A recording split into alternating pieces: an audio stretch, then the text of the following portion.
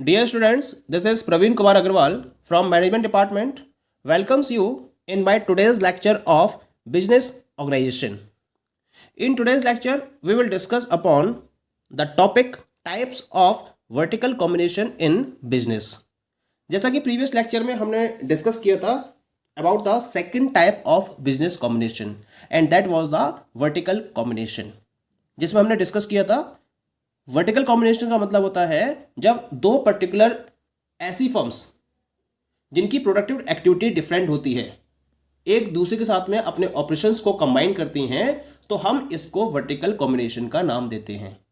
ये दो फर्म्स ऐसी होती हैं जो सेम प्लेन में वर्क ना करके डिफरेंट प्लेन में वर्क कर रही होती हैं, या फिर इनकी जो बिजनेस एक्टिविटीज़ होती हैं या जो प्रोडक्टिव एक्टिविटीज़ होती हैं वो एक दूसरे से बिल्कुल डिफरेंट होती हैं। दोनों अलग अलग तरह के प्रोडक्ट्स को प्रोड्यूस कर रही होती हैं, लेकिन सिमिलरिटी क्या होती है, एक कंपनी का जो प्रोडक्ट है वो दूसरी कंपनी के लिए as a raw material workout कर रहा होता है। तो हम ऐसे बिजनेस यूनिट्स के कॉम्बिनेशन को वर्टिकल कॉम्बिनेशन का नाम देते हैं। अब बात आती है कि वर्टिकल कॉम्बिनेशन के कितने टाइप्स अवेलेबल हो सकते हैं। तो यहाँ मैंने बिजनेस के पॉइंट ऑफ व्यू से वर्टिकल कॉम्बिनेशन के दो डिफरेंट टाइप्स को डिस्कस किया है। The first type is the backward integration and second one is known as the forward integration. बात करते हैं सबसे पहले हम बैकवर्ड इंटीग्रेशन की। क्या मतलब होता है बैकवर्ड इंटीग्रेशन का? It implies going to the source of raw materials. It involves setting up or acquiring facilities or organization for production of raw materials and components to ensure smooth production. Actually है क्या? हम उन companies के point of view से बात करते हैं जो किसी भी पर्टिकुलर प्रोडक्ट के प्रोडक्शन में इन्वॉल्व हैं। अब वो एक गुड को प्रोड्यूस कर रही हैं और उस गुड को प्रोड्यूस करने के लिए उनको किसकी रिक्वायरमेंट है? रॉ मटेरियल की रिक्वायरमेंट है। अब अगर उन्हें अपने प्रोडक्शन को स्मूथ वे में रन करना है तो इसके लिए उन्हें रॉ मटेरियल की सप्लाई को स्मूथ वे में इंश्योर करना पड़ेगा। अब इसके लिए उनके पास दो तरीके हैं, या तो वो मार्केट में जो रॉ मटेरियल के सप्लायर्स हैं उनसे कांटेक्ट करें और उनसे उस गुड्स को परचेज करें, पहला ऑप्शन है ये। और दूसरा ऑप्शन है कि वो खुद उस रॉ मटेरियल को प्रोड्यूस करना स्टार्ट कर दें, या फिर जो रॉ मटेरियल प्रोड्यूस करने वाली कंपनीज है उनको अपने साथ में कंबाइन कर लें। तो इस तरीके से वो अपने पर्टिकुलर फिनिश्ड प्रोडक्ट या फाइनल प्रोडक्ट का स्मूथ प्रोडक्शन प्रॉपर्ली इंश्योर कर सकती हैं। तो जब कंपनीज अपनी रॉ मटेरियल प्रोड्यूस करने वाली सप्लायर्स को अपने साथ कंबाइन कर लेती हैं या फिर रॉ मटेरियल को प्रोड्यूस करना स्टार्ट कर देती हैं तो हम ऐसे कॉम्बिनेशन को बैकवर्ड इंटीग्रेशन का नाम देते हैं। पॉइंट क्लियर हो गया?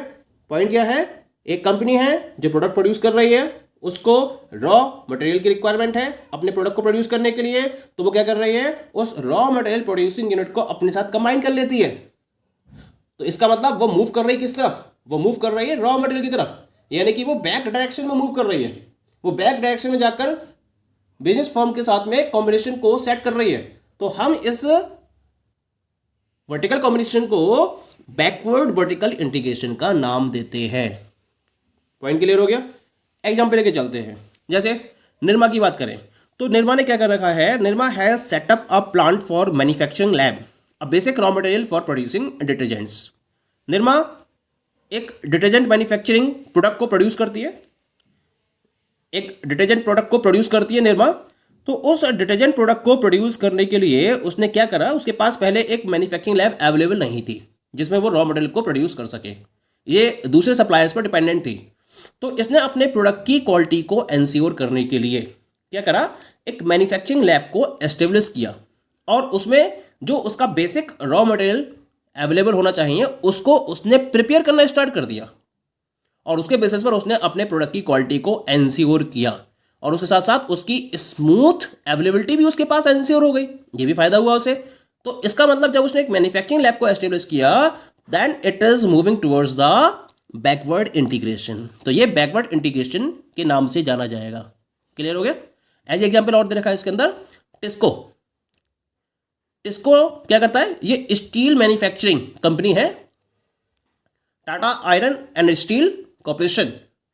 तो टाटा आयरन स्टील कॉर्पोरेशन ने क्या करा? आयरन ओर माइंस को प्रोक्योर करना स्टार्ट कर दिया। तो आज के टाइम में टिस्को के पास बहुत सारी आयरन ओर माइंस हैं जहाँ से वो आयरन के ओर को अरेंज करती है, यानी कि आयरन को अरेंज करती है, और उस आयरन का यूज़ वो अपने स्टील प्रोडक्ट्स को प्रोड्यूस करने में करती है।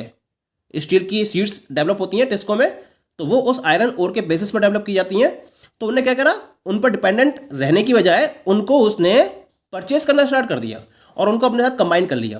तो ये जो कॉम्बिनेशन है इसको हम क्या कहेंगे, इसको हम कहेंगे बैकवर्ड इंटीग्रेशन। ओके, ऐसी थर्ड एग्जाम्पल लेके चलते हैं। टाटा टी की बात करते हैं। टाटा टी एक बहुत फेमस कंपनी है जो टी के प्रोडक्शन में इन्वॉल्व है। उसने क्या करा, उसको अपने टी को प्रोड्यूस करने के लिए चाय की पत्ती की रिक्वायरमेंट है और ये टी गार्डन्स में अवेलेबल होती हैं। तो टाटा ने उन टी गार्डन्स को ही एक्वायर करना स्टार्ट कर दिया और अपने पर्टिकुलर बेसिस पर वहां टीज का प्रोडक्शन स्टार्ट किया। अब जो टाटा टी के गार्डन्स है, जो टाटा के गार्डन्स है टी के, उनमें उसने चाय के लिए जो बेसिक रॉ मटेरियल चाहिए उसको प्रोड्यूस किया अपनी क्वालिटी के अकॉर्डिंग, और फिर उसके बेसिस पर क्वालिटी प्रोडक्ट्स यानी कि टाटा टी फाइनली प्रोडक्ट को उन्हें प्रोड्यूस करना स्टार्ट कर दिया। तो ये भी क्या है, this is also the backward integration. Point clear हो रहा है? यानी कि एक प्रोडक्ट को प्रोड्यूस करने वाली कंपनी जब रॉ मटेरियल को प्रोवाइड करने वाली कंपनी को अपने साथ कंबाइन कर लेती है या ऐसे ऑपरेशन को कंबाइन कर लेती है, तो हम इसको बैकवर्ड इंटीग्रेशन का नाम देते हैं। कुछ कॉमन एग्जांपल्स भी हैं, जैसे अगर हम एक फुटवेयर कंपनी और एक टेनरी मतलब जो चमड़ा उत्पादन करती है, यानी कि जो लेदर को प्रोड्यूस करती है, ऐसी कंपनी को हम टेनरी का नाम देते हैं। तो अगर कोई फुटवेयर कंपनी टेनरी के साथ में अपने ऑपरेशन को कंबाइन कर ले तो ये क्या कहलाएगा, बैकवर्ड इंटीग्रेशन। या फिर कोई स्टील मिल है वो आयरन और माइनिंग कंपनी के साथ में कॉम्बिनेशन को फॉलो करे तो ये भी बैकवर्ड इंटीग्रेशन होगा।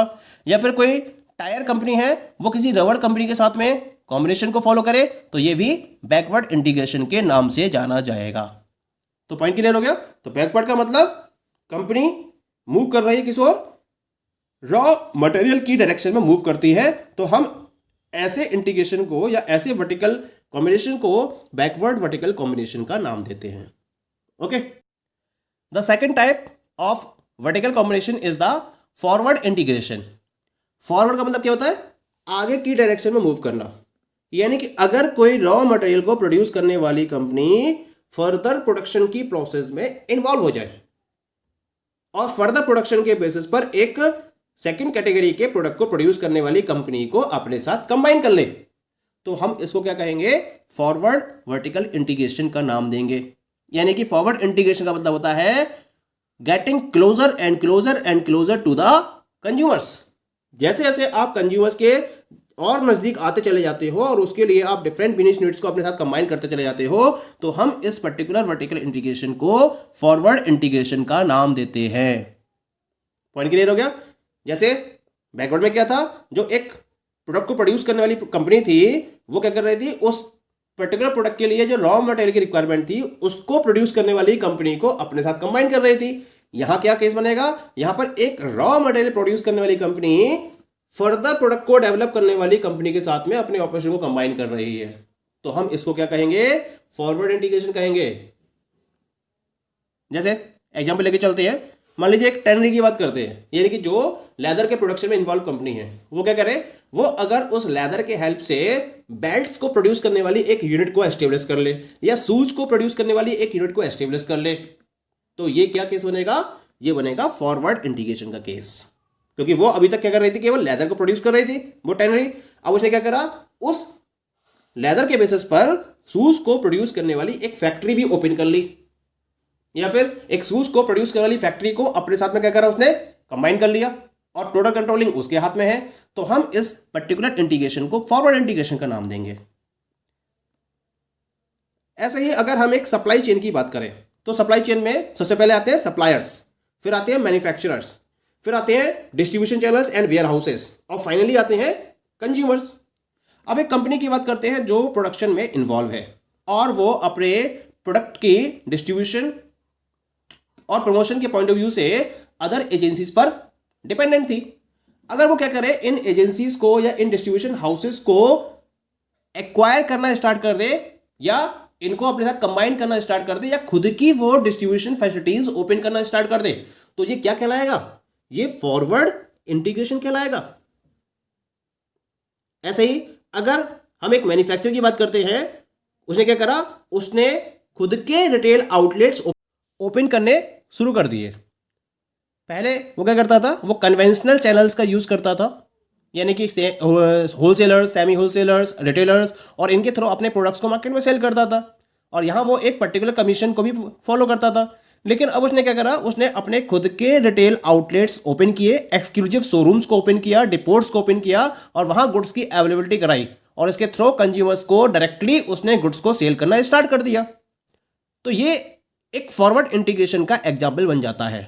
या फिर प्रमोशन के लिए वो पहले एडवर्टाइजिंग एजेंसीज पर डिपेंडेंट था, लेकिन अब उसने खुद की एक एडवर्टाइजिंग एजेंसी ओपन करी और उसके बेसिस पर मार्केट में अपने प्रोडक्ट के प्रमोशन को एंश्योर किया। तो ये क्या कहलाएगा, this is known as the forward integration.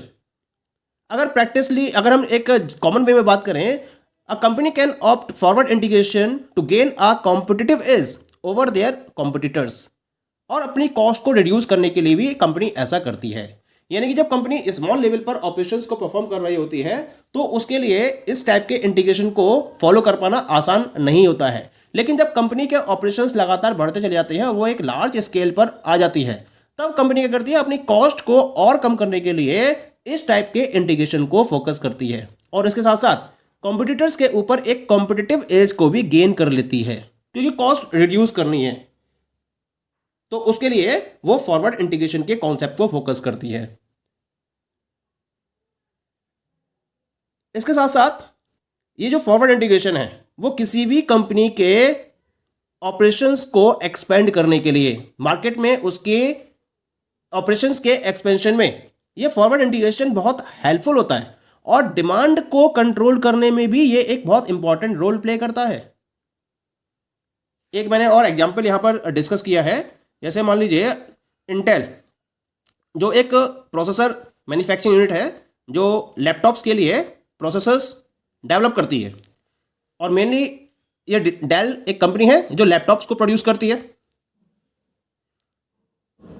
अगर ये इंटेल जो प्रोसेसर्स को प्रोड्यूस कर रही है, क्या करे, अगर इस डेल कंपनी के साथ में अपने ऑपरेशंस को कंबाइन कर रही है, तो ये क्या एग्जांपल बन जाएगा, this is the example of the forward integration. क्योंकि यहां पर इंटेल क्या कर रही है, प्रोसेसर्स को प्रोड्यूस कर रही है, और प्रोसेसर डेल जो लैपटॉप्स होते हैं उनके लिए एक रॉ मटेरियल का काम करता है।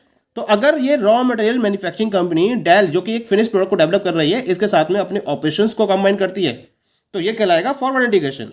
और जो डेल कंपनी है, ये क्या करे, ये मार्केटिंग एजेंसीज के हेल्प से, यानी कि जहां वो मार्केटिंग एजेंसीज की हेल्प ले रही थी अपने प्रोडक्ट को डिस्ट्रीब्यूट करने के लिए, अब वो खुद की मार्केटिंग एजेंसी सेटअप कर दे या इसके साथ में अपने ऑपरेशंस को कंबाइन कर दे, तो भी ये क्या कहलाएगा, तो भी ये फॉरवर्ड इंटीग्रेशन ही कहलाएगा।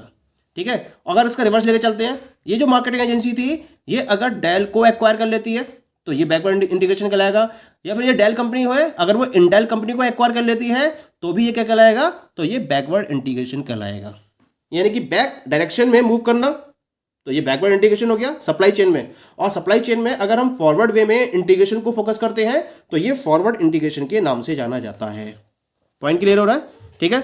एग्जाम्पल हम इसके कुछ डिस्कस कर सकते हैं। जैसे ब्रिटानिया की बात करें तो ब्रिटानिया पहले डिफरेंट कन्वेंशनल चैनल्स के मीडियम से अपने प्रोडक्ट्स को सेल करती थी, लेकिन अब उसने अपना खुद का एक डिस्ट्रीब्यूशन नेटवर्क सेटअप किया है और इसके बेसिस पर अपने प्रोडक्ट को कंज्यूमर्स तक अवेलेबल करा रही है। ठीक है। ऐसी एक मिंत्रा की बात करते हैं। मिंत्रा एक ई कॉमर्स कंपनी है। इसने अपना खुद का एक लॉजिस्टिक सर्विसेज स्टार्ट की है जिसको हम मिंत्रा लॉजिस्टिक के नाम से जानते हैं। पहले क्या करती थी, डिफरेंट लॉजिस्टिक कंपनीज पर डिपेंडेंट थी अपने प्रोडक्ट्स की कंज्यूमर्स तक अवेलेबिलिटी को एंश्योर करने के लिए, लेकिन अब इसने खुद की एक लॉजिस्टिक सर्विसेज मिंत्रा लॉजिस्टिक के नाम से स्टार्ट की है और उसके बेसिस पर यह क्या कर रही है, अपने प्रोडक्ट्स को कंज्यूमर्स तक अवेलेबल करा रही है डायरेक्टली। ऐसे अगर हम किसी सॉफ्टवेयर कंपनी की बात करें और वो क्या करे, वो सॉफ्टवेयर कंपनी अगर खुद की consulting and software development services को स्टार्ट कर दे तो भी ये क्या कहलाएगा, तो भी ये फॉरवर्ड इंटीग्रेशन कहलाएगा। तो इस तरीके से हम फॉरवर्ड इंटीग्रेशन के कॉन्सेप्ट को प्रॉपर्ली स्टडी कर सकते हैं। क्लियर? Thank you.